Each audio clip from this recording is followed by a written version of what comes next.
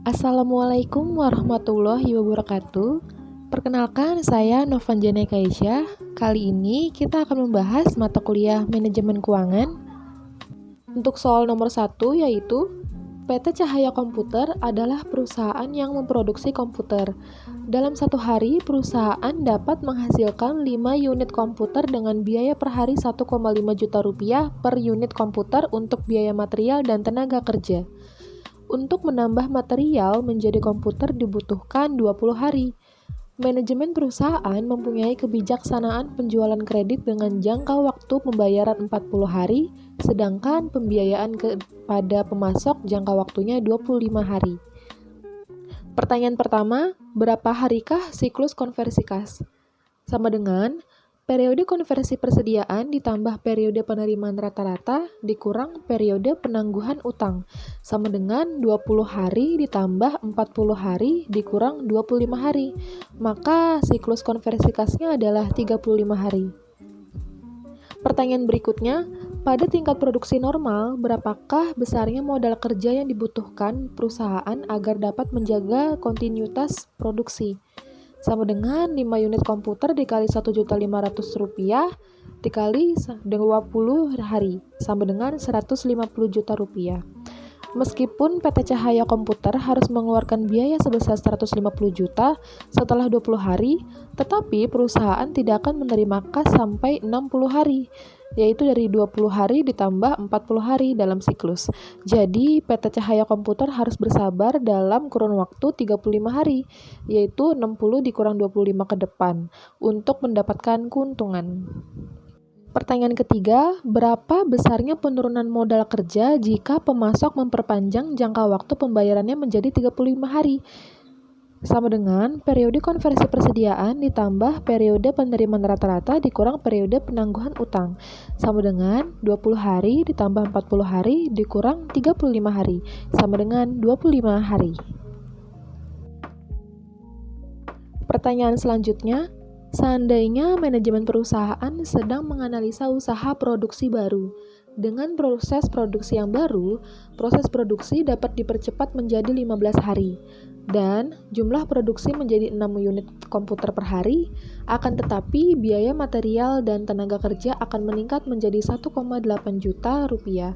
Sedangkan jangka waktu kredit konsumen dan kredit kepada pemasok tetap. Berapa siklus konversi kas dan modal kerja yang dibutuhkan dengan usulan ini? Maka siklus konversi kasnya sama dengan periode konversi persediaan ditambah periode penerimaan rata-rata dikurang periode penangguhan utang, sama dengan 15 hari ditambah 40 hari dikurang 35 hari sama dengan 20 hari. Lalu, modal kerja yang dibutuhkan dalam 15 hari sama dengan 6 unit dikali 1,8 juta rupiah dikali 15 hari sama dengan 162 juta rupiah. Dapat disimpulkan bahwa jika waktu produksi yang dibutuhkan lebih cepat, maka biaya yang dikeluarkan pun juga lebih banyak. Terbukti pada soal A atau pertanyaan A, biaya produksi sebesar 150 juta rupiah, namun dengan kurun waktu produksi selama 20 hari. Sedangkan jika dalam kurun waktu produksi selama 15 hari, maka biaya produksi lebih besar 8% dari soal A. Sehingga peran manajemen keuangan di sini sangatlah dipertanggungjawabkan. Apakah ingin mengambil resiko dengan biaya yang lebih besar namun waktu pengerjaan lebih cepat, atau apakah mengambil langkah biaya yang tidak terlalu besar namun pengerjaannya lebih lama? Soal nomor 2, PT Bumi Alam Indonesia memiliki 4 proyek investasi dengan biaya dan tingkat pengembalian berikut. Nah, ini adalah tabelnya. Untuk investasi proyek pertama, biayanya adalah $2.000 dan tingkat pengembaliannya 16%. Lalu untuk investasi proyek kedua, biayanya adalah $3.000 dan tingkat pengembaliannya 15%. Lalu untuk investasi proyek ketiga, biayanya adalah $5.000 dan tingkat pengembaliannya 13,75%. Investasi proyek keempat, biayanya adalah $2.000, tingkat pengembaliannya adalah 12,50%. Perusahaan menginvestasikan akan dapat menerbitkan utang dengan biaya sebelum pajak sebesar 10% dan tarif pajak adalah 30%. Perusahaan juga dapat menerbitkan saham preferen dengan harga $49 per lembar saham. yang membayarkan dividen dengan tingkat konstan $5 per tahun. Saham perusahaan saat ini diperdagangkan pada $36 per lembar 30 saham. Dividen akhir tahun atau D1 diharapkan akan menjadi $3,50 dan dividen tersebut diharapkan akan tumbuh dengan tingkat konstan 6% per tahun. Struktur permodalan perusahaan terdiri atas 75% saham biasa, 15% hutang, dan 10% saham preferen. Untuk pertanyaan pertama, berapakah biaya dari masing-masing komponen modal? Kita harus menghitung total biaya modalnya, yaitu $2.000 ditambah $3.000 ditambah $5.000 dan ditambah $2.000. Maka hasilnya adalah $12.000. Lalu untuk menghitung masing-masing komponen modalnya, yang pertama kita harus menghitung biaya modal hutang obligasi. Di sini sudah dipresentasekan untuk hutangnya adalah 15%, maka $12.000 dikali dengan 15% sama dengan $1.800. Dan kita harus menghitung lagi KD-nya sama dengan 1 ditambah N dikurang NB dibagi N kecil dibagi dengan NB ditambah N besar dibagi 2. Maka $1.800 ditambah dalam kurung $12.000 dikurang dengan $36 dikali $30 dibagi 4. Di sini 4 estimasinya adalah 4 tahun. Karena di soal tidak ada kurun waktunya, maka di sini kita ibaratkan 4 tahun saja.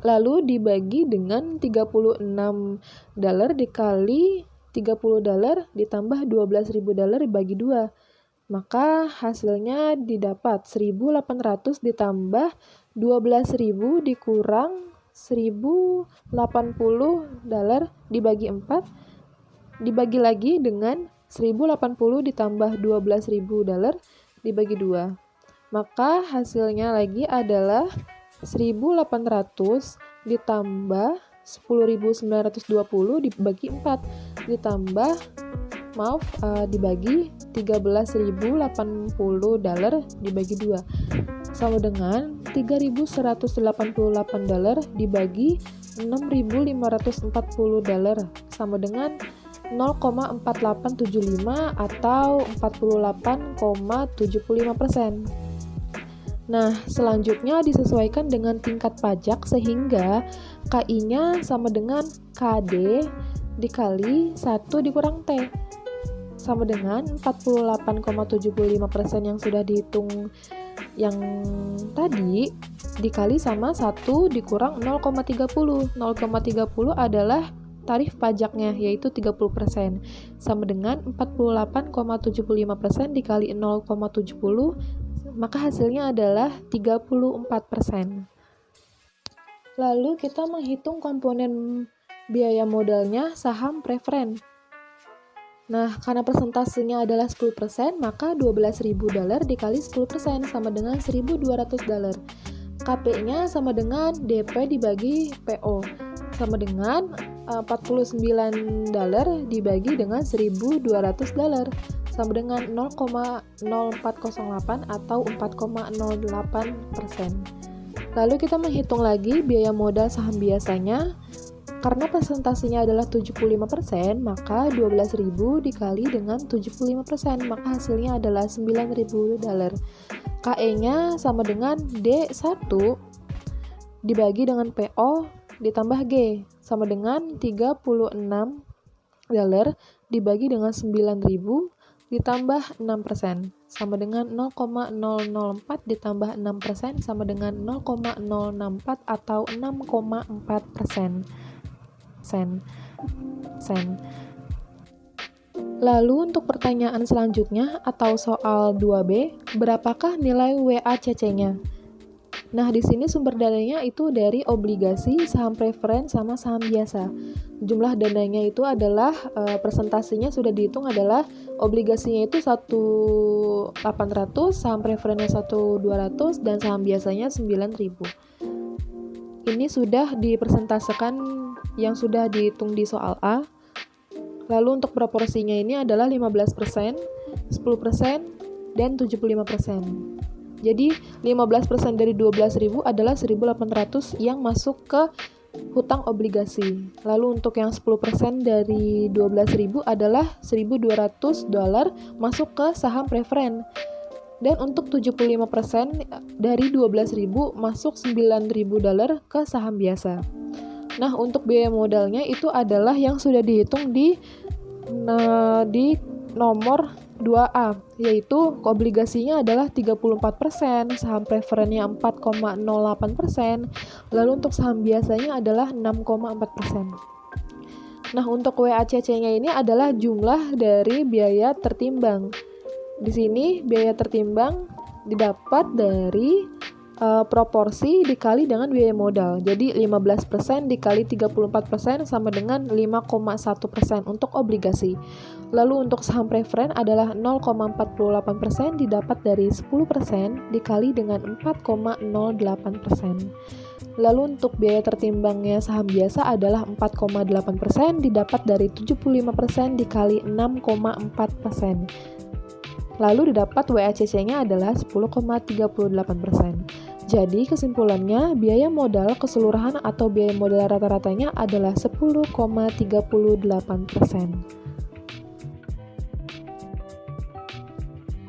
Soal 2C, proyek-proyek manakah yang sebaiknya dipilih oleh perusahaan jika semua proyek tersebut memiliki risiko sedang?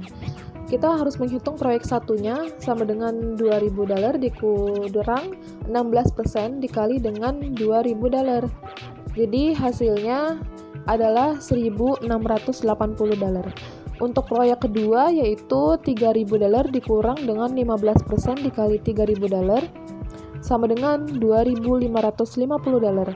Dan untuk proyek ketiga yaitu $5.000 dikurang dengan 13,75% dikali $5.000 sama dengan $4.312,5. Dan untuk proyek keempat, $2.000 dikurang 12,5% dikali dengan $2.000 sama dengan $1.750. Jika dilihat secara seksama, maka pengembalian dana terbesar pada proyek ketiga yakni sebesar $4.312,5, sehingga proyek 3 lah yang kita pilih. Soal nomor 3, PT Palu memperkirakan penjualan akan naik $5 juta pada tahun 2015 menjadi $6 juta pada tahun 2016, atau naik sebesar 20%. Jumlah total asetnya adalah $3 juta pada akhir tahun 2015. Perusahaan berproduksi pada kapasitas penuh sehingga asetnya harus tumbuh dalam proporsi yang sama dengan proyeksi penjualan. Pada akhir tahun 2015, kewajiban lancar sebesar $1 juta yang terdiri dari utang usaha $250, hasil bayar $500.000 dan kewajiban akrualnya $250.000. Margin laba setelah pajak diramalkan akan naik 5% dan ramalan rasio retensi adalah 30%. Pertanyaan 3A, gunakan persamaan AFN untuk meramalkan tambahan dana yang dibutuhkan perusahaan untuk tahun berikutnya. Di sini A bintang dibagi dengan S0 sama dengan $3 juta dibagi dengan $5 juta sama dengan 60% untuk proporsinya. Lalu kita bandingkan L bintang dibagi dengan S0 sama dengan $1 juta dibagi dengan $5 juta sama dengan 20%. Untuk perbandingan S-nya sama dengan $6 juta dikurang $5 juta sama dengan $1 juta. Untuk M-nya sudah diketahui 5%. Untuk rasio retensi atau RR adalah 30%. Maka AFN-nya adalah sama dengan A bintang dibagi S0 dikali perbandingan S dikurang L bintang dibagi S0 dikali perbandingan S dikurang MSI dikali dengan rasio retensi. Di sini sama dengan 0,60 dikali $1 juta dikurang 0,20 dikali 1 juta dikurang lagi 0,05 dikali 6 juta dolar dikali 0,30 sama dengan 600.000 dolar dikurang 200.000 dolar dikurang 90 dolar sama dengan 310.000 dolar. Jadi tambahan dana yang diperlukan adalah sebesar 310.000 dolar. Pertanyaan untuk 3B, mengacu pada kasus tersebut atau kasus yang A, 3A, berapakah tambahan dana yang dibutuhkan jika aset akhir perusahaan tahun 2015 jumlahnya adalah 4 juta dolar? Asumsikan angka-angka yang lain tetap sama. Mengapa nilai AFN berbeda dengan nilai yang Anda hitung pada kasus A? Jika SO-nya 4 juta dolar, maka kita dapat menghitungnya untuk A bintang dibagi S0 sama dengan 3 juta dolar dibagi 4 juta dolar sama dengan 75%, dan untuk L bintang dibagi S0 sama dengan 1 juta dolar dibagi 4 juta dolar sama dengan 25%. Dan untuk perbandingan S-nya sama dengan 6 juta dolar dikurang 4 juta dolar sama dengan 2 juta dolar. Untuk M-nya sama saja 5% dan untuk RR atau rasio retensinya 30% sama saja.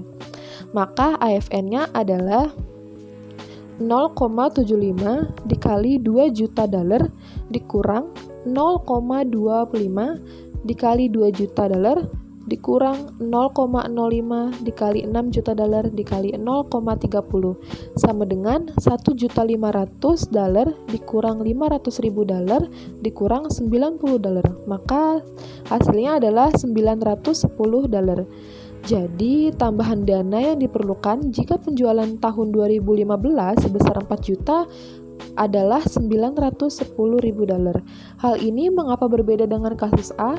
Jelas berbeda, karena penjualan tahun sebelumnya merupakan patokan untuk menilai suatu pertumbuhan tambahan dana yang diperlukan oleh perusahaan untuk mencapai ramalan penjualan yang ingin dicapai perusahaan. Seperti itu. Soal nomor 4. Dana sebesar 100 juta rupiah yang akan didepositokan dalam 3 jenis tabungan bank, yaitu Bank Permata, Bank Yuda Bakti, dan Bank Kapital untuk periode 3 tahun. Bank Permata memberikan bunga berdasarkan bunga tahunan. Bank Yuda Bakti memberikan bunga dengan pembayaran bunga 2 kali dalam setahun. Bank Kapital memberikan bunga berdasarkan 3 bulanan. Jika secara keseluruhan, bank menetapkan bunga sebesar 6% per tahun, maka berapakah jumlah yang akan diterima Bapak Sugianto pada akhir tahun ketiga jika ditabung di masing-masing bank? Di sini kita lihat untuk Bank Permata sama dengan 3 tahun dikali 1 kali, karena dalam setahun itu dia 1 kali sama dengan 3 kali. Jadi sama dengan 100 juta rupiah dikali 1 ditambah 0,06 pangkat 3 sama dengan 119 juta 101.600 rupiah. Dan untuk Bank Yuda Bakti sama dengan 3 tahun dikali 2 kali, karena dalam setahun dia 2 kali ya, maka 6 kali dong. Dan sama dengan 100 juta rupiah dikali 1 ditambah 0,06 pangkat 6 sama dengan 141.851.911 rupiah. Lalu untuk Bank Kapital 3 tahun dikali 4 kali sama dengan 12 kali. Karena dalam setahun dia menggunakan 3 bulanan, berarti untuk 1 tahun 4 kali. Sama dengan 100 juta rupiah dikali 1 ditambah 0,06 pangkat 12 sama dengan 201.219.647 rupiah. Lalu untuk soal atau pertanyaan berikutnya yaitu 4B, berapakah efektif annual rate atau AR dari masing-masing bank? AR itu adalah rumusnya 1 ditambah I bagi N pangkat N dikurang 1. I-nya itu adalah state annual interest rate dan N-nya itu number of compounding periods.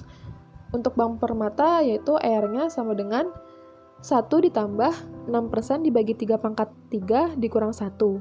Maka 0,061208 atau 61,208%. Nilai R-nya adalah 100 juta rupiah dikali 61,208% dikali 3 tahun, sama dengan 18.362.400 rupiah.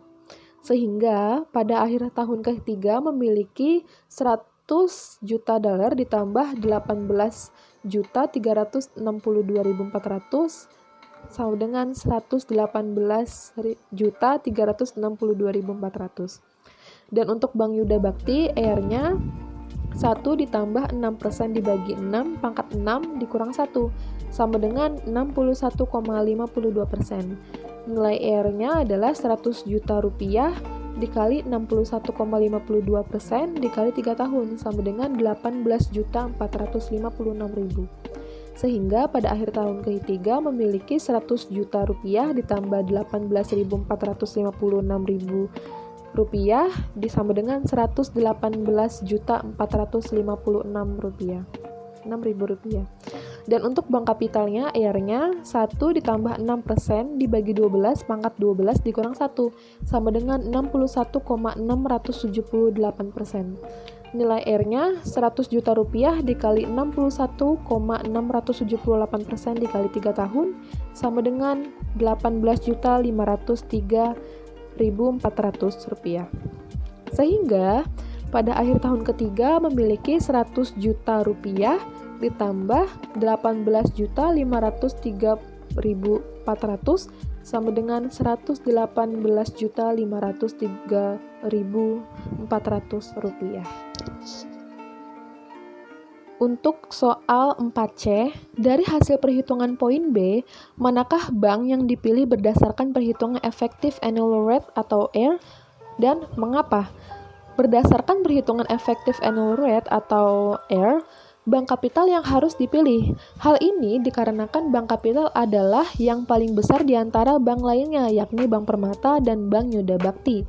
Nilai yang diberikan oleh bank kapital adalah 108.503.400, sehingga mendatangkan manfaat yang paling baik atau yang paling banyak di antara bank lainnya. Sekian materi yang saya sampaikan. Mohon maaf jika ada salah kata. Kurang lebihnya mohon maaf. Wassalamualaikum warahmatullahi wabarakatuh.